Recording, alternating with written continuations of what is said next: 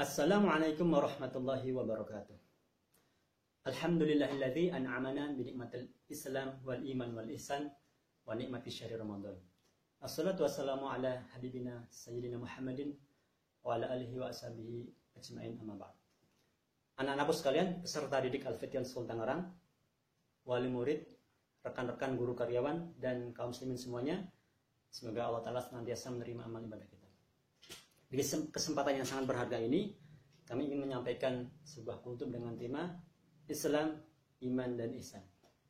Di dalam kitab Arba'in Nawawi, kumpulan 40 hadis karya Imam An-Nawawi, disebutkan di hadis yang kedua, hadis dengan tema ini, hadis yang sangat populer ya, sehingga disebut dengan hadis mutawatir, yaitu hadis yang diriwayatkan dan diterima dari banyak sahabat.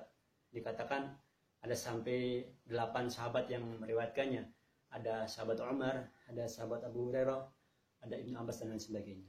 Sehingga secara adat kebiasaan tidak mungkin mereka sepakat mendustakan hadis ini. Hadis ini hadis sahih riwayat Muslim dari sahabat Umar radhiyallahu anhu. Hadis ini sangat dahsyat. Kenapa? Karena melibatkan sosok malaikat ya, yaitu malaikat Jibril. Digambarkan di hadis tersebut bahwasanya beliau datang dengan tampilannya rambut yang sangat hitam, baju yang sangat putih. Tiba-tiba beliau datang menemui Nabi, beliau menyandarkan kedua lututnya dengan lutut Nabi dan beliau memegang kedua paha Nabi dengan kedua telapak beliau. Kemudian bertanya tentang beberapa hal. Yang pertama tentang Islam. Akhbirni anil Islam. Kabarkan padaku tentang Islam. Dijawab Nabi secara mafhumnya, Islam yaitu engkau bersaksi tidak ada Tuhan selain Allah, Muhammad utusan Allah, engkau melaksanakan sholat, engkau menunaikan zakat, engkau puasa di bulan Ramadan, dan engkau melaksanakan haji di Baitullah bila mampu ke sana. Dijawab oleh malaikat Jibril, sodakta. Spontan para sahabat pun kaget. Yas'aluhu wa yusaddiqu. Orang ini bertanya pada Nabi, namun membenarkannya sendiri. Dilanjut pertanyaan selanjutnya. Fa akhbirni anil iman. Kabarkan padaku tentang iman.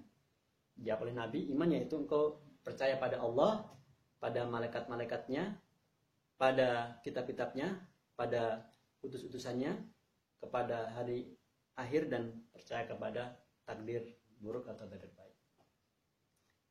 Sodaq tak.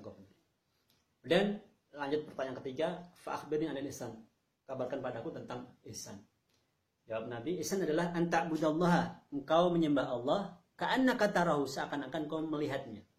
Fa illam takun tarahu, apabila engkau tidak bisa melihatnya, fa innahu yaraka, maka sesungguhnya dia, Allah Ta'ala, melihat kamu. Para jamaah sekalian, luar biasa 3 poin ini dahsyat sekali, digambarkan oleh Kiai Haji Syekhuddin Rahman. Beliau menggambarkan 3 poin ini, tiga hal ini ya, Islam, iman, sama ihsan ini seperti rumah. Nah, saya akan coba integrasikan dengan kejadian sekarang ya, pandemi virus corona COVID-19 ya, yang mana kita semua diinstruksikan untuk stay at home, tetap tinggal di rumah. Jadi rumah itu harus ada, atau tentunya akan ada pondasi, kemudian tiang-tiang atau tembok, kemudian atapnya. Maka iman itu adalah pondasinya. Kemudian Islam itu adalah tiang-tiangnya. Rukun Islam itu adalah tiang-tiangnya, temboknya. Dan ihsan adalah atapnya dan ornamen lainnya. Maka rumah yang bagus haruslah ada 3 hal ini. Maka iman itu kita kuatkan, 6 hal tadi kita yakini. Seperti sekarang ini virus itu ada, namun tidak terlihat oleh kasat mata. Jadi 6 hal ini ada meskipun tidak terlihat ya. Kita yakini adanya. Kemudian Islam. Nah, Islam itu kita dirikan semuanya, dari syahadat kita, sholat, zakat, puasa, haji. Dan sholat pun sekarang kita di rumah. Ya. Kita ikut ulama dan umarok ya. Kemudian dilanjut sempurnakan yang ketiganya, itu ihsan. Kenapa? Karena kita itu ya, sholat kita, ibadah kita semua, kita yakini kita sedang dipantau Allah nih. Kan kita nggak bisa melihat Allah ya. Kita ibadah seakan-akan melihat Allah. Kalau belum sampai bisa seperti itu, yakini Allah Ta'ala selalu senantiasa memantau kita. Biarpun di rumah, Allah tetap memantau. Ya. Nggak harus di masjid juga. Ya. Karena kondisi situasinya seperti itu. Nah, jadi kita kuatkan iman kita, kita dirikan Islam kita, dan kita sempurnakan ihsan kita. Dalam tiga hal ini, insya Allah ketika kita ketiganya kuat, maka akan menjadi sesosok muslim yang sangat dahsyat. Kemudian dilanjut dengan pertanyaan-pertanyaan selanjutnya tentang hari kiamat ya. Jadi bertanya tentang kapan itu datangnya kiamat. Maka jawab Nabi, mal mas'ulul anha bi'a'lamu minas sa'il. Tidaklah yang ditanya lebih tahu daripada yang bertanya. Artinya yang tahu kapan itu datangnya kiamat hanyalah Allah Azza wa Jalla. Nah, benar-benar bertanya tentang ciri-cirinya, alamat tanda-tandanya.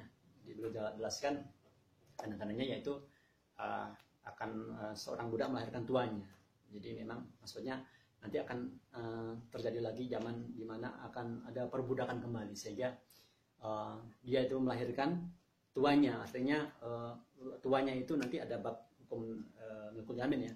Ketika berhubungan badan gitu telah sudah menjadi hak kepemilikan, terus lahir anaknya itu menjadi tuannya, menjadi merdeka lah.